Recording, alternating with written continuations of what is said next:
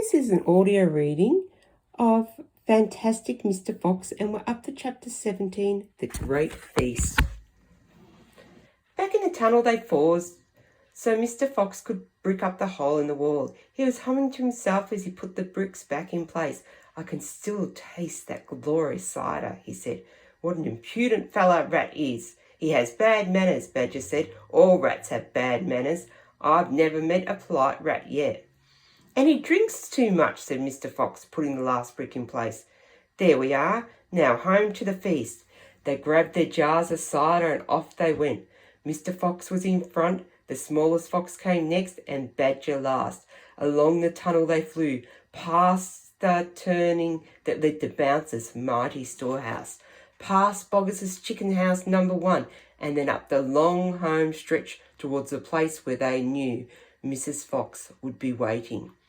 "Keep it up, my darlings," shouted Mr. Fox. "We'll be there soon. Think what's waiting for us at the other end, and just think what we're bringing home with us in these jars. That ought to cheer up poor Mrs. Fox." Mr. Fox sang a little song as he ran. "Home again swiftly I guide, back to my beautiful bride. She'll not feel so rotten as soon as she's gotten some cider inside her inside." Then Badger joined in. "Oh, poor Mrs. Badger," he cried. "So hungry she very nearly died.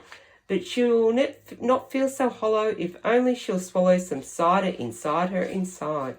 They were still singing as they rounded the final corner and then burst in upon the most wonderful and amazing sight any of them had ever seen. The feast was just beginning. A huge dining room had been hollowed out of the earth, and in the middle of it, seated around a huge table, were no less than 29 animals. They were Mrs. Fox and 3 small foxes, Mrs. Badger and 3 small badgers, Mole and Mrs. Mole and 4 small moles, Rabbit and Mrs. Rabbit and 5 small rabbits, Weasel and Mrs. Weasel and 6 small weasels. The table was covered with chickens and ducks and geese and ham and bacon, and everyone was tucking into the lovely food. "My darling," cried Mrs. Fox, jumping up and hugging Mr. Fox.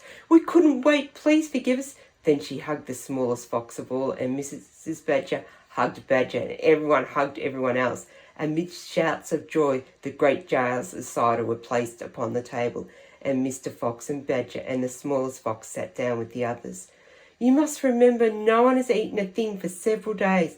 They were ravenous. So for a while there was no conversation at all. There was only the sound of crunching and chewing as the animals attacked the succulent food." At last Badger stood up. He raised his glass of cider and called out, "A toast! I want you all to stand and drink a toast to our dear friend who saved our lives today. Mr. Fox!" To Mr. Fox they all shouted, standing up and raising their glasses. "To Mr. Fox, long may he live."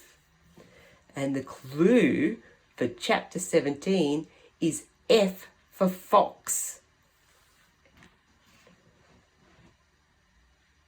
It makes a F sound. Then Mrs. Fox got shyly to her feet and said, "I don't want to make a speech. I just want to say one thing, and it is this. My husband is a fantastic fox." Everyone clapped and cheered. Then Mr. Fox himself stood up.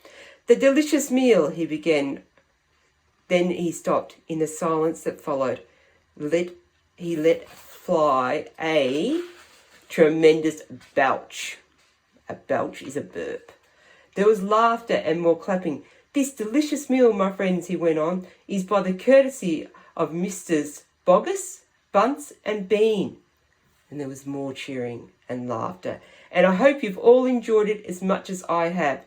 He let fly another colossal belch. "Better out than in," said Badger. "Thank you," said Mr. Fox, grinning hugely. "But now, my friends, let us be serious. Let us think of tomorrow and the next day and the days after that. If we go out, we will be killed, right?" "Right," they shouted. "We'll be shot before we've even gone a yard," said Badger. "Exactly," said Mr. Fox. "But who wants to go out anyway? Let me ask you that. We are all diggers, every one of us. We hate the outside. The outside is full of enemies. We only go out because we have to go to get food for our families. But now, my friends, we have an entirely new setup. We have a safe tunnel leading to 3 of the finest stores in the world. We do indeed, said Badger. I've seen them. And you know what this means, said Mr. Fox. It means that none of us ever have to go out into the open again. There was a buzz of excitement around the table. I therefore invite you all, Mr. Fox went on, to stay here with me forever. Forever, they cried. My goodness, how marvellous. And Rabbit said to Mrs. Rabbit, my dear, just think, we're never going to be shot at again in our lives. We will make, said Mr. Fox, a little underground village with streets and houses on each side, separate houses for badgers and moles, and rabbits and weasels and foxes, and every day I will go shopping for you all, and every day we will eat like kings. The cheering that followed this speech went on for many minutes. And we're up to the last chapter, and it's still called Still Waiting. Outside the fox's hole, Boggis and Bunce and Beans sat beside their tents with their guns on their laps. It was beginning to rain. Water was trickling down the necks of the 3 men and into their shoes. He won't stay down there much longer now, Boggis said. That brute must be famished, Bunce said. That's right, Beans said. He'll be making a dash for it any moment. Keep your guns handy. They sat there by the hole, waiting for the fox to come out. And so far as I know, they are still waiting. And the last part of our clue is the words, or the letters, I should say, un. U-N makes the sound un. So if we join the F, the word becomes fun. So can you work out what the secret message was? And if you can, you just find a spot to message me on Facebook saying, Kim, the message is da da da. Okay, I hope you enjoyed our audio reading of Fantastic Mr. Fox. Thank you. Bye.